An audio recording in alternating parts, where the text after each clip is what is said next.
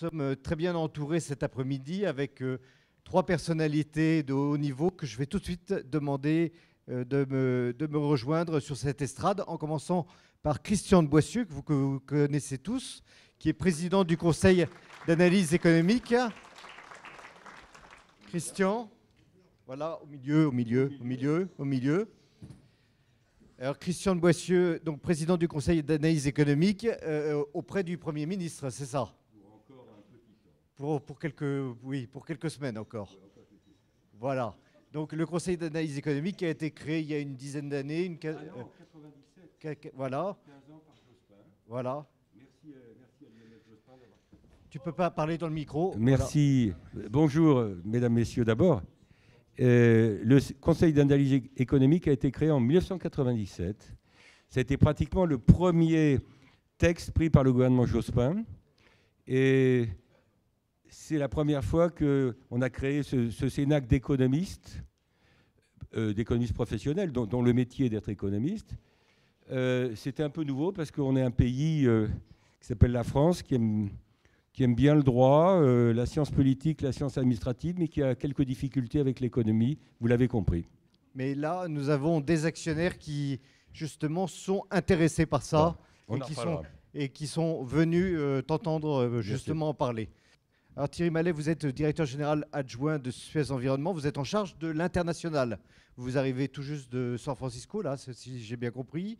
Donc vous couvrez toutes les activités internationales de Suez, c'est ça? Oui, donc je couvre toutes les activités internationales de Suez Environnement en dehors de l'Europe. Donc effectivement, je reviens du sud de la Californie, pas tout à fait de San Francisco, oui. De la région de Los Angeles, où on a une usine qui fait du retraitement d'eau usée, à la fois pour de l'injection, de l'injection dans la nappe, pour des applications industrielles et de l'irrigation. Si vous voulez, je vous en parlerai tout à l'heure. C'est un bel exemple de développement à l'international. Et vous remplacez Jean-Louis Chaussade, le président du directoire de Suez Environnement, qui est aujourd'hui à Chongqing, en Chine. Voilà, exactement, qui est à Chongqing en Chine, qui est une ville avec laquelle on travaille depuis 2002. Une ville de 36 millions d'habitants, hein, oui, petite ville chinoise. Petite ville dans l'intérieur de la Chine, avec laquelle on a un partenariat qui remonte à près de 10 ans et avec lequel on a signé plus de 5 contrats. C'est aussi un exemple sur lequel je pourrais revenir tout à l'heure parce que c'est l'exemple de partenariat qu'on aimerait bien développer. Voilà. Ouais, ne dévoilons pas tout de suite. Et enfin, Nicolas Moreau, que je demande de nous rejoindre. Nicolas Moreau, qui est, bonjour Nicolas, qui est président directeur général d'AXA France. Alors AXA France, c'est combien de collaborateurs? C'est 15 000 collaborateurs sur tout le territoire. Sur tout le territoire, un chiffre d'affaires de 25 milliards d'euros. C'est quelle partie ça représente quelle part? Et ça représente un quart du AXA groupe à peu près. Que ce soit en chiffre d'affaires, en effectif, en actifs, en profit aussi. D'accord. Ce sera intéressant d'avoir justement quelqu'un chargé de l'international dans un grand groupe de services à l'industrie, et vous-même qui êtes responsable de la filiale française d'AXA, groupe éminemment mondial, pour parler de cette problématique sur les nouveaux équilibres socio-économiques et financiers. Alors, Christian, je vais en tant qu'expert économique, je vais te demander excusez-nous, mais on se tutoie depuis longtemps, donc depuis les nuits qu'on a passées ensemble au sein de la commission Attali, donc c'est pour ça. On va continuer. C'est vrai que Attali a des horaires particuliers. Voilà. Donc, je vais te demander de poser un petit peu la problématique, parce que qui est vraiment une problématique importante, extrêmement importante. Les nouveaux équilibres socio-économiques et financiers entre l'Occident et les pays émergents. Quel changement pour les entreprises françaises? Pour des groupes comme ceux dont on vient pas de parler, pour d'autres groupes du CAC 40, comme ceux qui sont dans le village des actionnaires, qu'est-ce que cette problématique implique comme changement? Je dirais d'abord qu'il y a effectivement de nouveaux équilibres, puisque c'est le thème de la table ronde.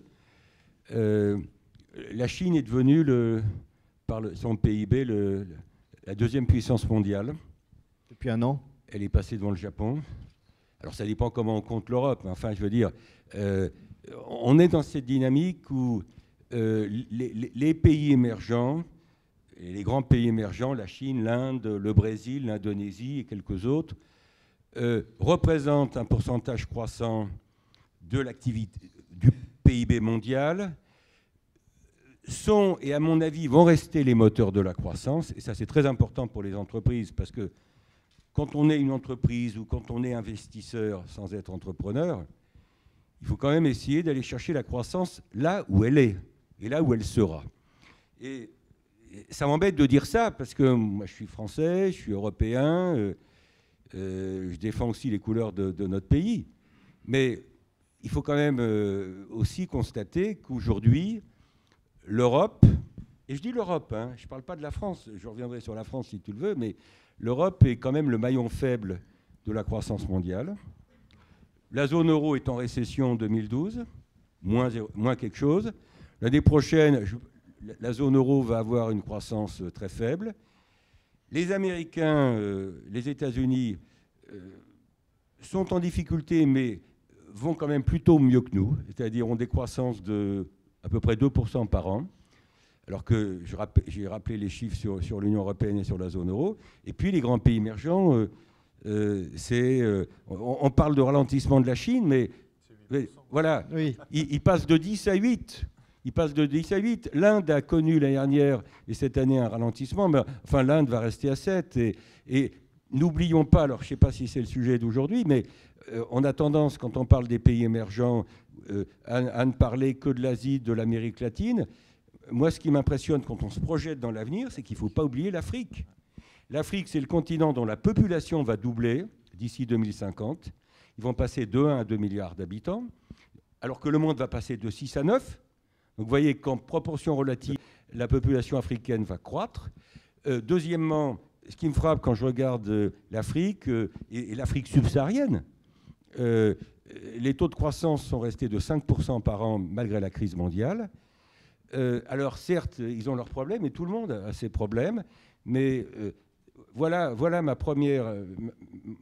mon premier point, c'est que l'Europe est le maillon faible, et il faut tout faire pour qu'elle évite de le rester. Et donc tous les débats sur comment concilier en Europe la rigueur budgétaire nécessaire et des initiatives en faveur de la croissance, ce débat, il est central, il n'est pas facile, on y reviendra si tu le veux, mais il est très compliqué. Deuxième remarque, et je me tairai puisque l'intérêt c'est d'avoir un débat, et pas de monologue. Deuxième remarque, j'aimerais bien aussi avoir l'avis de nos amis autour de la table, c'est que au fond, les grands pays émergents comme la Chine et l'Inde nous rattrapent beaucoup plus vite que ce qu'on prévoyait il y a 5 ans. Je suis persuadé qu'on est rentré dans un monde où la concurrence et la compétitivité des entreprises et des économies, j'appelle compétitivité l'aptitude à affronter la concurrence. La concurrence et la compétitivité, à mon avis, dans les années qui viennent, ont déjà commencé, mais vont se jouer de plus en plus sur 2 pôles, la technologie et, au sens large, l'économie du savoir, c'est-à-dire l'éducation, la recherche, l'enseignement supérieur. Et donc, ça veut dire que nous, Européens, et là, je ne fais pas de différence entre l'Allemagne et la France, parce que même si l'Allemagne va mieux à court terme que nous, on est tous dans le même bateau, d'une certaine façon. Je veux dire, si on tombe en 2e division, j'utilise le terme du football, c'est ensemble qu'on tombera en 2e division. Hein. Et il y a la Grèce, il y a le Portugal, il y a l'Espagne, il y a l'Italie. On pourra revenir sur l'hétérogénéité de l'Europe, mais là, à ce stade-là, je ne veux pas être trop long et je parle globalement. Est-ce que l'Europe va être en mesure de relever les 2 défis de la compétitivité, à mon avis, dans les années qui viennent, et derrière la compétitivité de la croissance et de l'emploi, parce que c'est le chômage qui m'inquiète pour nous en Europe, et le chômage des jeunes en particulier. On pourra en reparler, mais c'est là-dessus que ça va se jouer, à mon avis, technologie, éducation. Les Chinois nous rattrapent, je ne sais pas quel est votre sentiment, beaucoup plus vite que prévu, y compris dans des industries dans lesquelles on croyait très fort. Je suis au comité scientifique et éthique d'Areva. Je peux vous dire que Areva, fleuron de l'industrie nucléaire française, on pensait avoir de l'avance par rapport à la Chine, ils nous rattrapent. Oui. Même s'ils achètent des EPR aujourd'hui. Ils font des réacteurs. Voilà. Ouais. Et en éducation, le défi pour moi central, c'est l'éducation en général, l'enseignement supérieur, la recherche en particulier, parce que la compétitivité des entreprises, la croissance et l'emploi, ça va passer par là. Voilà. Je suis à la fois trop long et trop court. Non, juste un point sur, parce que tu as été un peu bref, sur l'Afrique. Ouais. Il faut rappeler que quand on parle des pays émergents, on parle des BRIC, qui est un acronyme qui a été inventé par un économiste de Goldman Sachs. Et maintenant, on parle des BRICS. L'Afrique du Sud. On a rajouté l'Afrique du Sud, South Africa, qui représente un tiers de l'économie africaine. Alors, ta remarque, et je fais juste une phrase, fait que moi, quand je regarde le monde comme il fonctionne, je distingue 3 catégories de pays.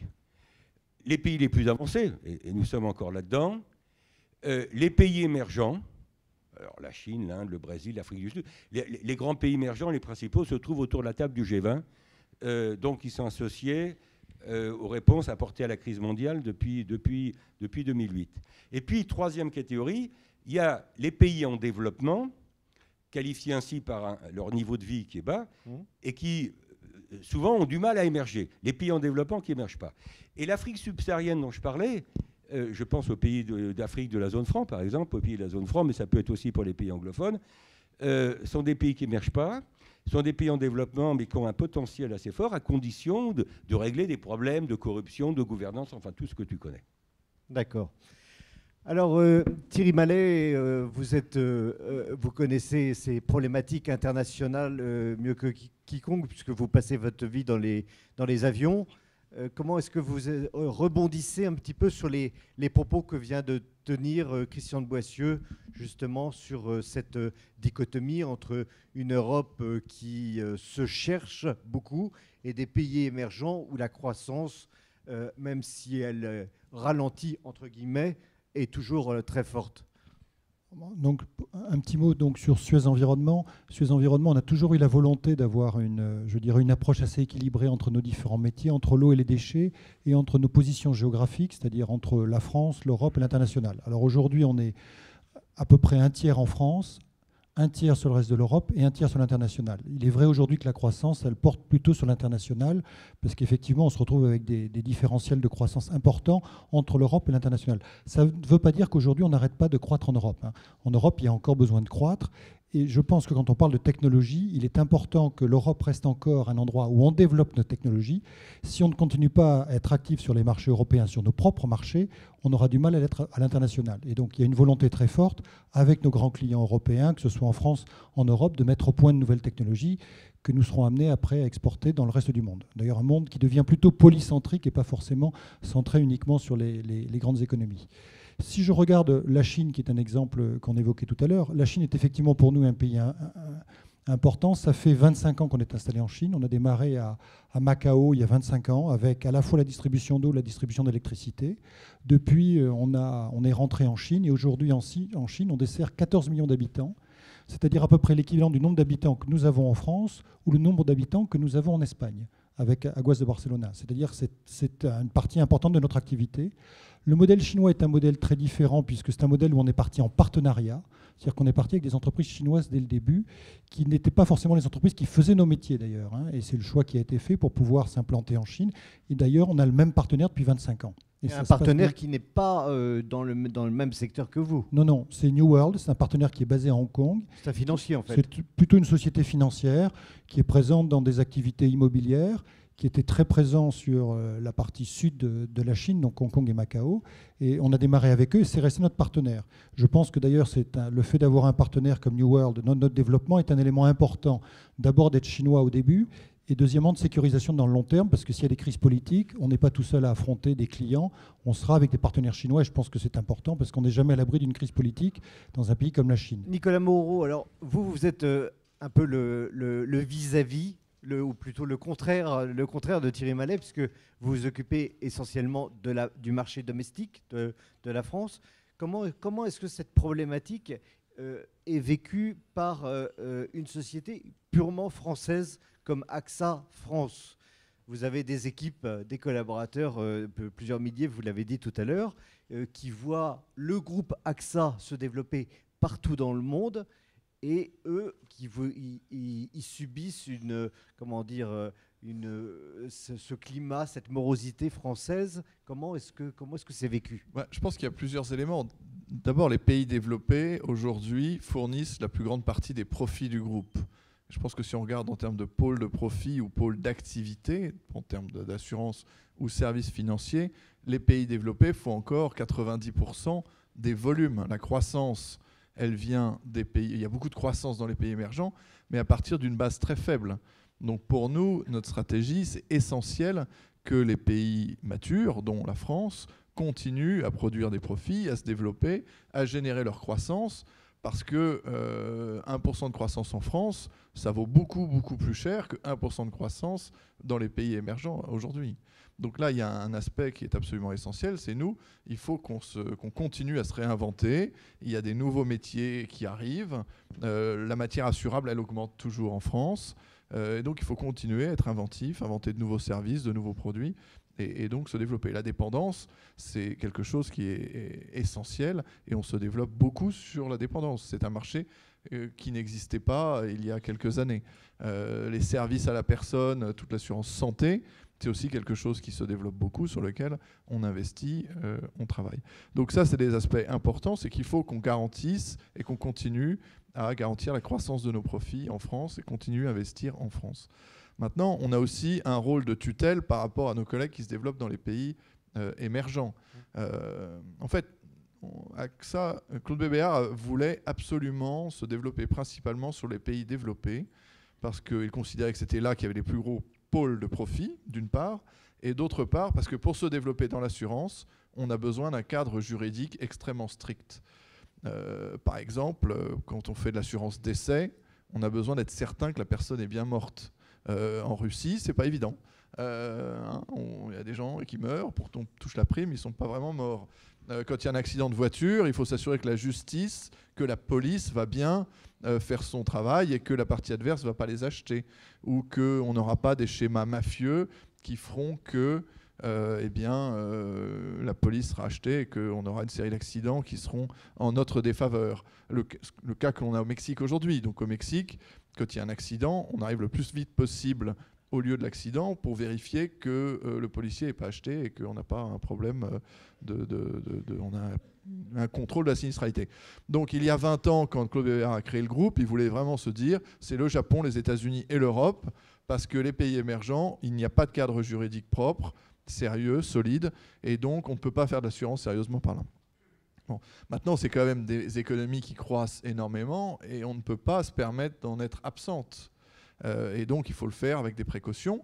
Et toute l'expérience de nos cadres aujourd'hui en France, on forme beaucoup de jeunes actuaires, des ingénieurs, des gens qui font du marketing, de la vente, eh bien, c'est d'aller soutenir le développement dans les pays en voie de développement. Alors, il y a une autre remarque aussi, c'est que l'assurance, c'est un pays extrêmement réglementé. Et les pays en développement ont tendance à favoriser leurs acteurs locaux. Donc en Chine, par exemple, on est obligé d'avoir un acteur de se mettre en joint venture. En Inde, c'est la même chose. En Inde, on ne peut pas avoir plus de 26% du capital d'une entreprise d'assurance. En Chine, les licences, on les a ville par ville, ce qui est quand même difficile. Et puis on les attend longtemps.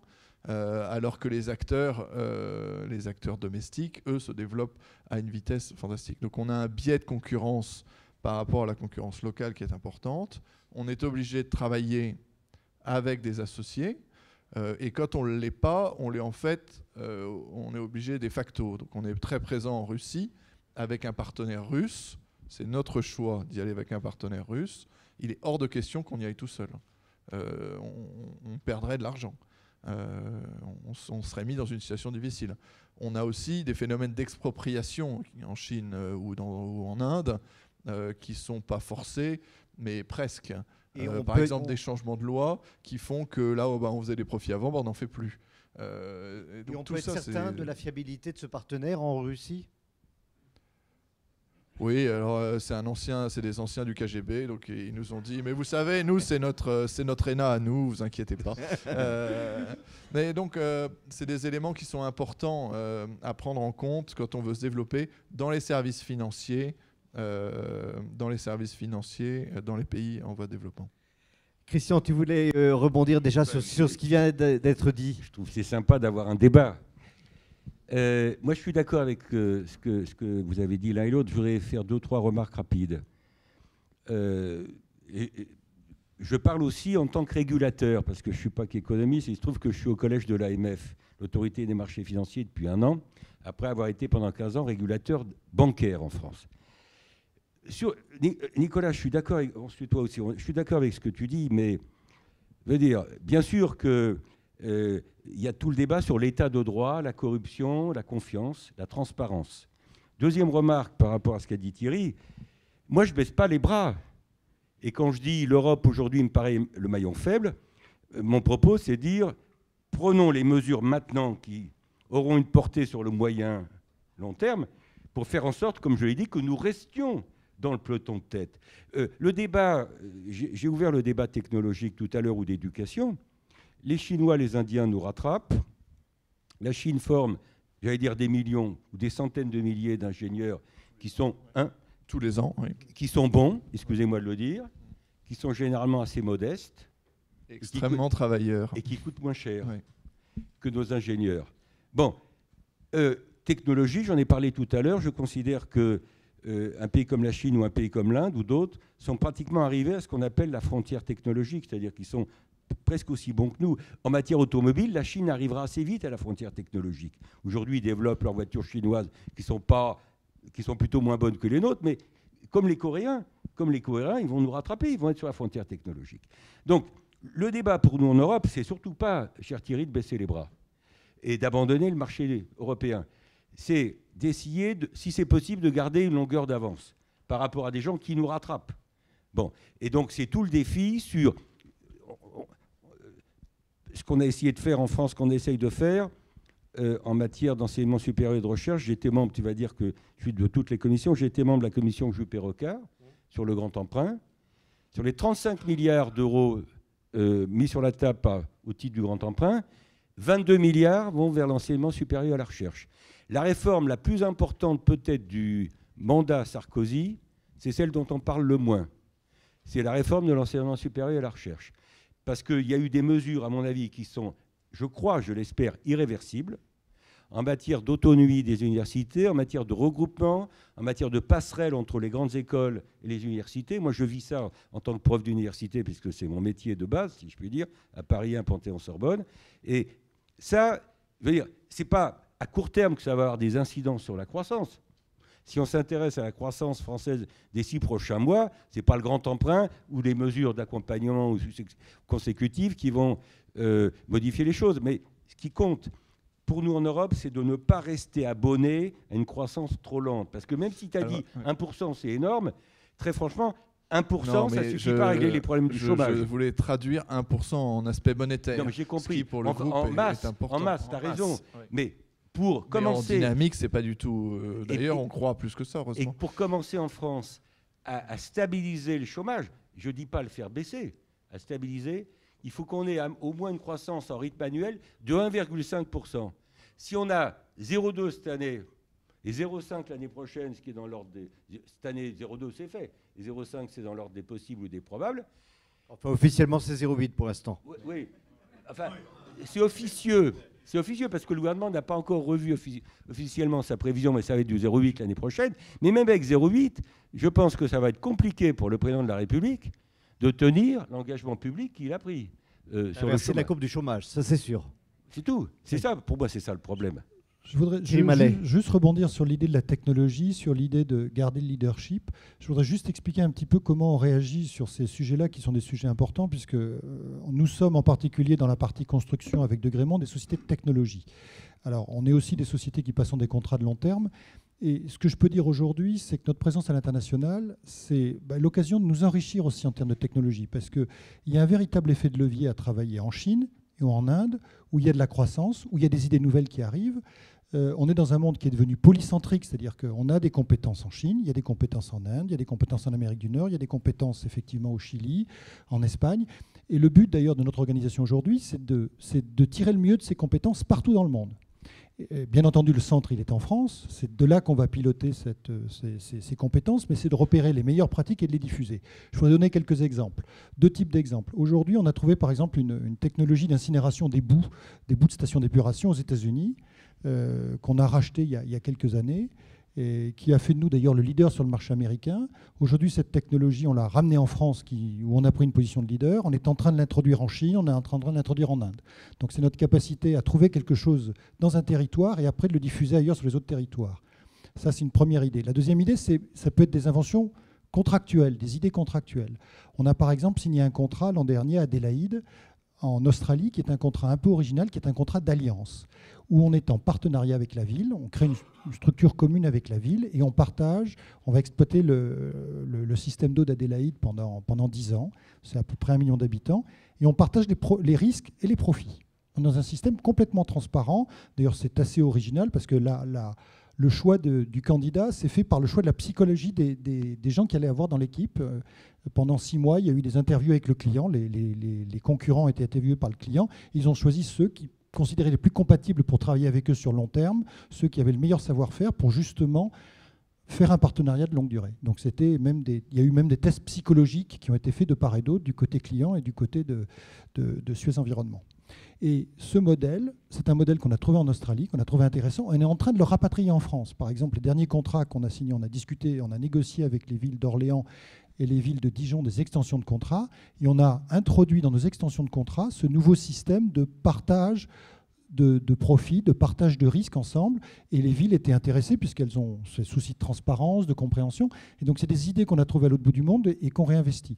Ce qui est important, c'est justement de ne pas voir ces pays juste comme des compétiteurs, mais comme des opportunités. Dans la mesure où on est capable de faire une synthèse, d'enrichir ce savoir-faire, de s'appuyer sur eux, de s'appuyer sur ces Indiens, sur ces Chinois, et qu'ils soient Suez Environnement, on arrive à ramener ça au centre et on arrive à continuer de croître et à ramener ces idées d'ailleurs en France. Et alors, justement, à l'inverse, est-ce qu'en Chine notamment, c'est ce que j'avais cru voir quand j'y étais allé visiter certaines de vos installations, il n'y a pas des phénomènes de copiage du système. On a le fameux système de Gremont, qui est le système d'assainissement des eaux usées. Il y a des batailles récentes entre Apple et Samsung qui démontrent qu'un brevet n'est pas la garantie. Il faut toujours garder une longueur d'avance. Je crois que la force de nos groupes en France, c'est 2 choses. C'est le fait de pouvoir innover et de garder une longueur d'avance, le fait également de repérer les bonnes idées des autres et de les réintégrer dans notre propre organisation. Et la deuxième force de nos groupes, c'est également cette capacité à faire la synthèse et à avoir une vision complète du métier de l'eau, du métier du déchet, et d'intégrer des tas de technologies. Donc ça, pour moi, cette force, on peut la garder, mais il faut effectivement être à l'affût de ce qui se passe partout. Il y a un devoir de vigilance au niveau mondial. Il ne faut pas se renfermer sur l'Europe. L'Europe peut être le centre, mais il faut regarder ce qui se passe partout, en faire la synthèse et garder une longueur d'avance. Moi, je préfère être copié et me dire qu'avec l'argent que je gagne, je vais garder une longueur d'avance. Et d'ailleurs, tout à l'heure, Paul-Joël Derian, je sais qu'il y a une session, va vous parler de ce qu'on fait en matière de recherche et d'évolution, pour pouvoir être en avance par rapport à mes concurrents. Mais c'est vrai que chaque année, il faut arriver avec des produits nouveaux. C'est indispensable. C'est vrai du radiotéléphone, c'est aussi vrai des technologies. Et croire qu'on a une technologie qui va nous permettre de vivre pendant 20 ans, c'est une erreur.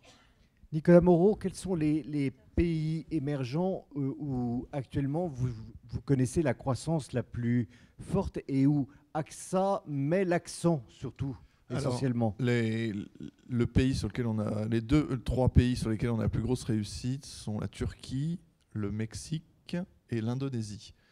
En Inde, on a un succès mitigé, c'est-à-dire qu'en assurance dommage, ça marche très bien. En assurance vie, on a plus de mal. Et puis en Chine, on a eu du mal pendant 15 ans. Et là, on vient de s'allier avec la plus grosse banque chinoise, ICBC, avec laquelle les premiers mois sont extrêmement prometteurs. C'est-à-dire qu'on a des croissances étonnantes. Donc s'allier avec un grand distributeur. En Indonésie, on est avec la plus grande banque du pays qui s'appelle la Banque Mandiri. C'est quelque chose qui fonctionne très bien pour nous dans notre système sur lequel on a besoin d'une distribution pour aller toucher le consommateur local, ce qui n'est pas forcément les problématiques de Suez Environnement. Mais donc nous, qui devons distribuer aux particuliers des partenariats avec des banques qui ne font pas d'assurance mais qui veulent des produits d'assurance pour leur réseau, c'est sans doute ce qui marche très bien. Christian, tu voulais intervenir? C'est pas une question de tour, c'est une question d'envie, là. Oui.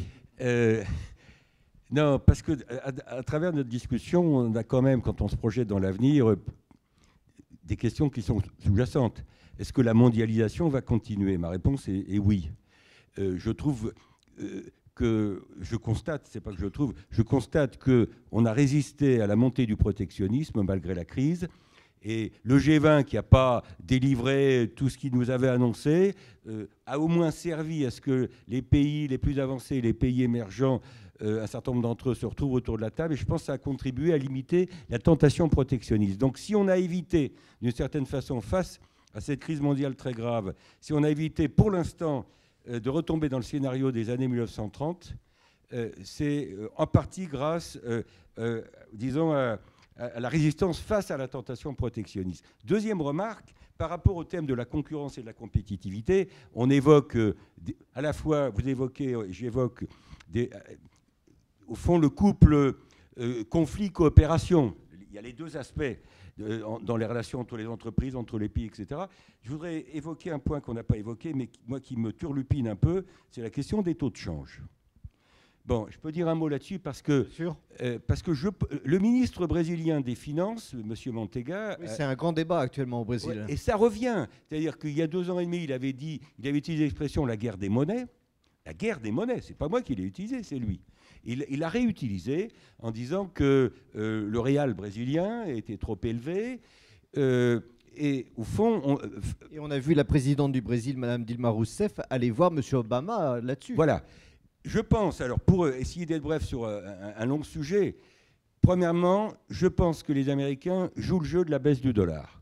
Ils disent le contraire. M. Geithner, secrétaire au Trésor, ne perd pas une occasion de dire qu'il est pour un dollar fort. Je pense que les Américains jouent le jeu de la baisse du dollar et ils sont aidés par la Réserve fédérale.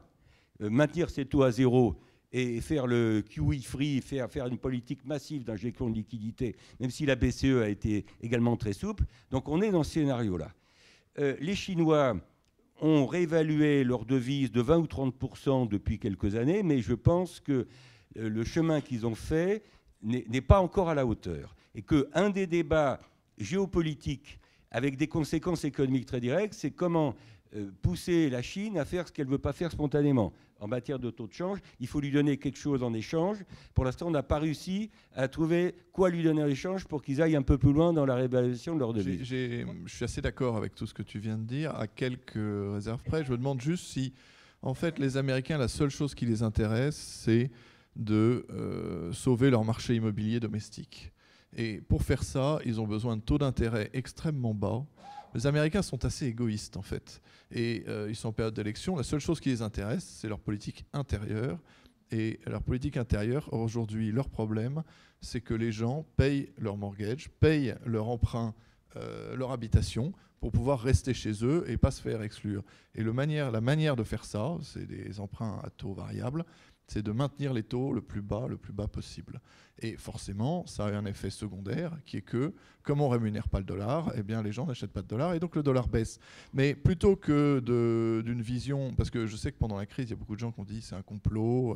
Non, je n'ai pas dit ça, moi. Non, mais je ne crois pas à la théorie du complot. Je prenais un peu de distance, mais je pense que c'est un effet induit d'une politique intérieure plutôt qu'une volonté construite du gouvernement américain. Et leur problème, c'est plutôt un problème de taux qu'un problème de change. Je suis d'accord, mais il se trouve que ça les arrange parce que le même instrument sert 2 objectifs. Il y a convergence entre des objectifs domestiques et des objectifs, j'allais dire, extérieurs. Donc, même si je suis d'accord avec toi, ils s'occupent surtout de ce qui leur arrive d'abord. Et que les dernières nouvelles annoncées hier, c'est qu'il y a, hier ou avant-hier, il y a quelques bonnes nouvelles qui viennent du marché immobilier américain. Mais moi, je n'extrapole pas ça parce que je pense que la purge immobilière américaine n'est pas finie. De la même manière que je dirais la purge immobilière espagnole n'est pas finie. Les pays qui ont connu des bulles immobilières graves, les États-Unis, le Royaume-Uni, l'Espagne, l'Irlande, il faut du temps pour purger une bulle immobilière. Et donc, j'ai vu le chiffre dans la presse qui rend les marchés un peu optimistes depuis 24 heures, 48 heures. Mais pour moi, j'essaye de ne pas faire quand même trop de conjonction. Je voudrais juste rajouter quelque chose. Oui. Ce défi des monnaies, il est d'autant plus fort qu'on va parler des PME. Les grands groupes arrivent à éventuellement se débrouiller en jouant sur les monnaies, en sourçant, en achetant différemment des produits à l'étranger. Les PME s'en sortiront pas. C'est-à-dire qu'aujourd'hui, la compétitivité de l'euro est un facteur clé si on veut que les PME françaises soient capables d'exporter et que naturellement les grands groupes comme nous et ils n'ont pas trop de mal à accompagner les PME. C'est-à-dire qu'aujourd'hui, on va partir facilement avec une PME française pour autant qu'elle nous aide à l'international à être compétitive. Cette compétitivité, on peut l'aider et l'accompagner, mais on a besoin d'avoir une monnaie qui est attractive parce que c'est un facteur important de compétitivité, quasiment plus fort que la baisse du salaire, comme on peut en parler. Moi, je pense que la partie monétaire est un élément extrêmement fort si on veut relocaliser en France des activités. Alors, il y a un autre aspect de compétitivité dont on n'a pas encore parlé, et là, vous pourrez peut-être nous aider, c'est le coût de l'énergie. La France avait un avantage compétitif, a toujours un avantage compétitif très important, c'est qu'elle a une énergie électrique très peu chère, ce qui lui permet aussi de maintenir de l'activité en France de type aluminium, qui sont très consommatrices. Ce qui fait dire à M. Montebourg que le nucléaire est une filière d'avenir. Voilà. Alors, on a quand même le chic en France pour un peu scier les branches sur lesquelles on est assis, puisque donc on va arrêter le nucléaire, on ne va pas faire de gaz de schiste, et on va pas... Non, on ne va pas arrêter le nucléaire, parce que c'est vrai que ce n'est pas possible. Mais on ne va pas réinvestir, on va réduire le nucléaire, hein, donc on va augmenter notre prix marginal de l'électricité. On ne va pas faire de gaz de schiste, ce qui a quand même permis aux États-Unis de créer 600 000 emplois. On ne fait pas d'OGM non plus, parce que ce n'est pas bon. Alors qu'on on a quand même une agriculture qui est quand même en avance et qu'on pourrait développer. Ça, c'est des emplois français, des industries qu'on pourrait porter à l'extérieur.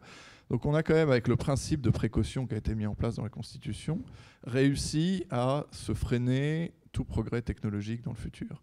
Et on parlait d'investissement, et c'est quand même quelque chose dont il faudra parler un jour de manière ouverte. Là, on est au milieu de débats essentiels pour notre... Enfin, si on ne veut pas faire que du tourisme, pour le marché domestique, dans 20 ans, il faudra quand même penser à ça. C'est effectivement un frein. Je voulais revenir juste sur un petit point, parce qu'il nous reste juste 5 minutes.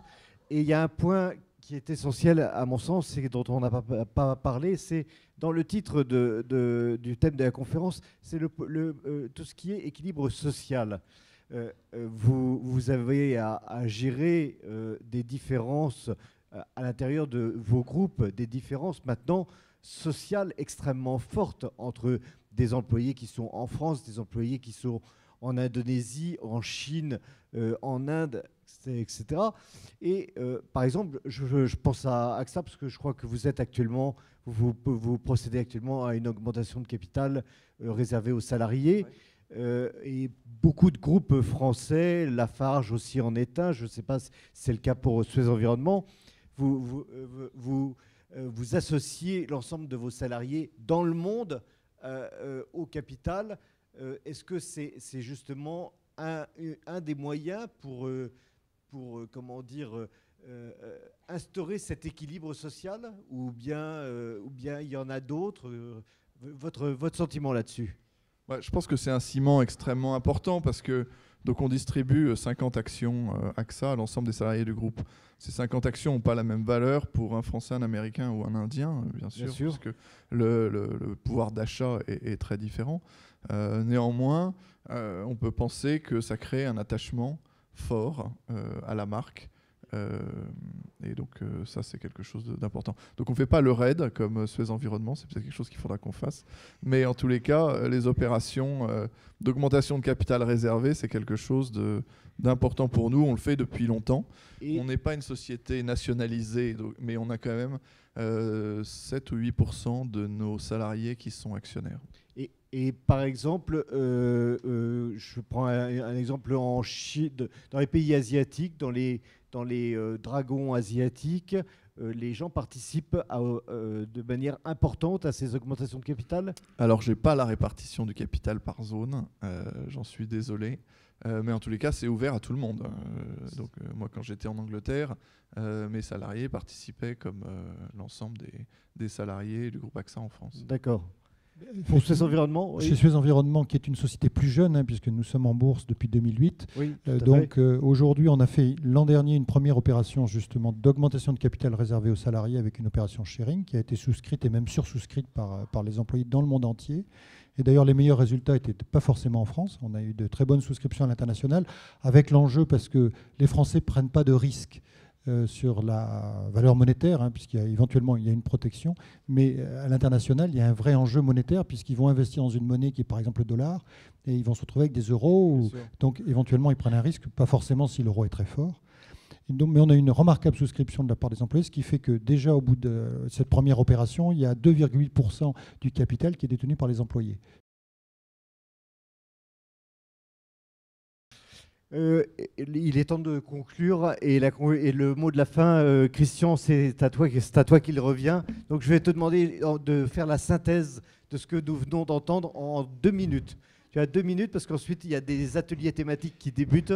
Donc, écoute, la synthèse, ce que j'ai compris, moi, de notre débat, c'est que dans un contexte difficile pour l'Europe, quand on fait des comparaisons, il y a quand même aussi des marges de manœuvre qui sont offertes.